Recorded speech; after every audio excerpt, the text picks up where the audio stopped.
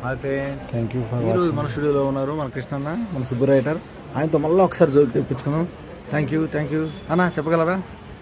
చంద్రకాంత్ గాంధీ హాస్పిటల్కి ఒక పేషెంట్ వచ్చాడు. ప్రతి వాడు ఏంటంటే 10 ప్రాబ్లం చెప్తానికి వస్తారండి. వచ్చి కూర్చున్నాడు. Doctor problem ఏంటన్నాడు. సార్, ఎక్కువ తింటే పొట్ట వస్తుందని చెప్పేసి తింటాం మానేశాను, గ్యాస్ ఫామ్ అవుతుంది. ఎక్కువ దూరం నడుస్తుంటే కాళ్ళు ఎప్పుడు వస్తున్నాయని చెప్పేసి నడవడం మానేశాను, షుగర్ పెరుగుతుంది అని చెప్పి వాడు ఒక 5-6 ప్రాబ్లం చెప్పాడు. డాక్టర్ గారు మెడిసిన్ రాసి ఈ వాడిని అన్న తగ్గిపోతాయి అన్నాడు. వాడు గేడి దగ్గరికి వెళ్ళి, సార్ తలకాయ నొప్పి చెప్పడం మర్చిపోయింది సార్ అన్నాడు. అది కూడా రాసా అన్నాడు. వాడు షాక్ అయ్యాడు. కట్ చేసి ఒక పేషెంట్ వచ్చాడు. వచ్చి కూర్చున్నాడు. డాక్టర్ ఏంటి ప్రాబ్లం అన్నాడు.